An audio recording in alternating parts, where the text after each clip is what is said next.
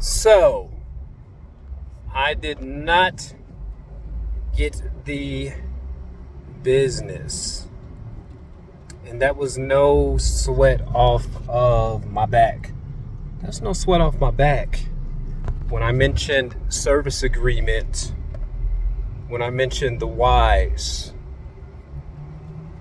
it was no sweat off my back.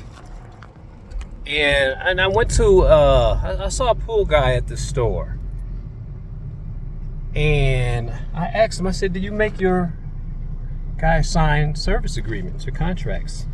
And he says, "No, we make the commercial people sign them, but for my residential, I don't make them sign it." And he says, "Do you?" And I said, "Yes." And he asked why, and I said, because it gets rid of all of the this is how we talk. It gets rid of all the BS. It gets rid of all of the BS. And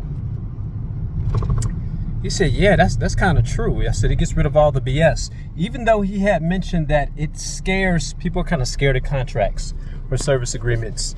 And if you look at this in a different way, I said, why aren't we scared of them? Because if they're signing up for service right now, or they want your service right now, and they don't want, and they happen to cancel you somewhere around October, November, I said, you've just made a loss. You've made a loss. And I was looking at some trade show talk,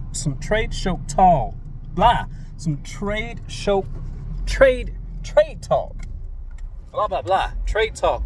And they said, absolutely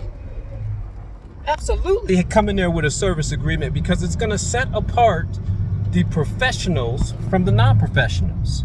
And you need to detail every single thing: vacation, holiday pay, storms, blah, blah, blah, blah, blah, blah. He said, and you need to have your service agreement for 12 months. Because if you sign them up, everyone knows in the pool business, the first 3 months of service, you don't gain a profit. It's a loss. And imagine if you cancel them. Now, this is from my peers, the upper echelon of people in the pool business. Absolutely. Because they have something to look at. These are what your expectations are of them as a client. Pay by the 15th. You don't pay, blah, blah, blah. It's time we start placing the ball back in our court.